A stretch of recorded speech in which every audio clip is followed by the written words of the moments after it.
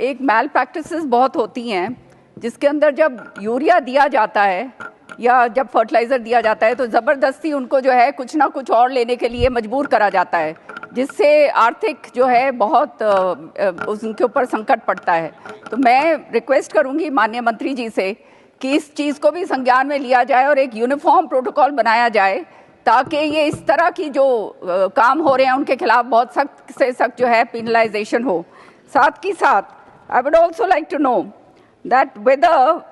the center has assessed the economic losses faced by the farmers due to the application of non-standard fertilizers, and if compensation mechanisms are, if not, if the compensation mechanisms are being deliberated upon. Thank you.